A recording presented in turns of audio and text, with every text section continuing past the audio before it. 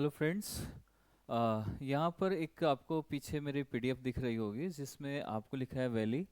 सो इसकी बुक अभी लॉन्च हुई है एथिक्स की। आप जानते भी हैं कि मैं एथिक्स पढ़ाता हूँ यहाँ पर।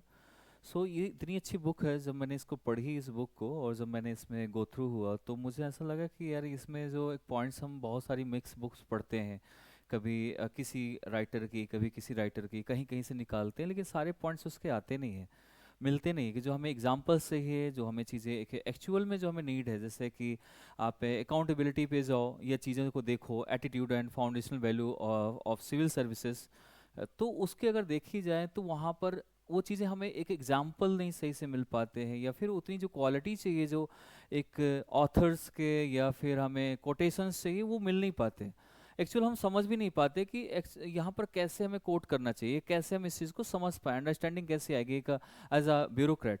सो उस चीज़ों को लेकर इसमें मैंने पढ़ी थी, और जो चैप्टर नंबर कहें तो 6 और पेज नंबर 113 में दिया हुआ है इसके बारे में कि high level values, high level of the work of work ethics क्या है, एंड डिपेंडेंटली क्या है, ऑनेस्टी क्या है, trust of members around us, and what is the relationship between the public and government, उसके बीच में क्या है, आपकी रिस्पॉन्सिबिलिटी क्या है, इथिकल वैल्यूज़ क्या है, उन सभी के बारे में यहाँ पर वर्च्यू थिक्स क्या है, इन सभी के बारे में जब मैंने यहाँ पर देखा इसके बारे में। इसकी की फीचर्स आप ऑलरेडी देख सकते हैं, बहुत अच्छी बुक है। अगर मैं रिफ़र कर रहा हूँ तो ऐसे तो नहीं कर रहा होगा। तो इसमें ये सारी चीज़ें हैं, इंक्लूसिव डिज़ाइन सारी दी गई हैं, उसके बारे में समझाया गया है, स्ट्रक्चर बनाए गए हैं बेसिकली। और इसे स्ट्रक्चर के साथ साथ आप इसमें ये बोल सकते हैं कि इसे एक फ्लो चार्ट के फॉर्म में समझाया जा रहा है, पिक्चर के साथ। और इन सभी चीज वर्च्यू एथिक्स में अगर जाते हैं तो कई बार ऐसा होता है कि वर्च्यू एथिक्स की थ्योरी नहीं समझ आती, प्लेटो ने क्या कहा है या अरिस्टोटल ने उसके बारे में क्या कहा है, ये क्या ऐसे किसी जो राइटर्स हैं या ऑथर्स हैं, उनके थिंकर्स जो हमारे फिलोसफर्स हैं वो क्या कहते हैं इसके बारे में।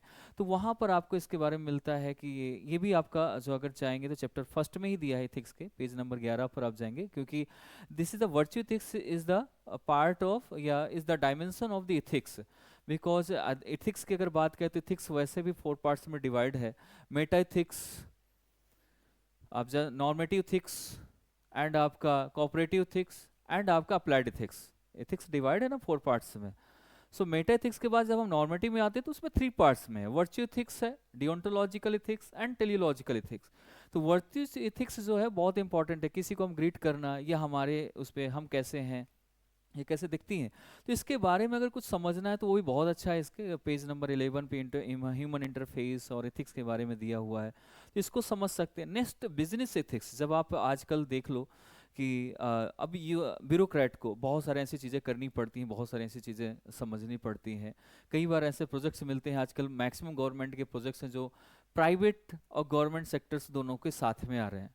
तो you know very well about the business ethics. तो बिजनेस एथिक्स में क्या क्या अनरिटन प्रिंसिपल्स क्या होते हैं, रिटन प्रिंसिपल्स क्या होते हैं, एंड क्या क्या कंपनीज के एक्शन होने चाहिए, क्या कंपनीज रूल्स हैं, क्या आप फॉलो कर सकते हैं, इसके बारे में अगर समझना है तो ये आपका चैप्टर 12 में है, पेज नंबर 225 में दिया हुआ है। गवर्नेंस ऑफ कॉपरेशन कैसे है, या कॉपरेटिव एथिक्स में कैसा यूज़ होता है, उन चीज़ों को हम यहाँ से देख सकते हैं। बाकी चीज़ें ये है कि आप इसको पढ़िएगा, और मैं आपको बता दूं कि इसमें जब आप पढ़ते हैं तो ये वैसे कोई भी बुक पढ़ते हैं तो इसमें महाभारत के बहुत सारे ऐसे, गीता के बहुत सारे कोटेशंस दिए गए हैं, रियल लाइफ एग्जाम्पल से बहुत सारे कोटेशन दिए गए हैं। और इसके साथ साथ केवल इतना ही नहीं, आप जानते होंगे सृष्टि देशमुख और उसके हस्बैंड को भी 2019 बैच के हैं, और मेरे जूनियर रहे ये दोनों। और ये दोनों के दोनों इससे काफ़ी वो रहे ऑथर्ड बाय, देख सकते हैं इनके बारे में। इन्होंने इस चीज़ को बहुत प्रमोट भी कर रहे हैं और इन्हें बहुत अच्छी बुक लगी भी है,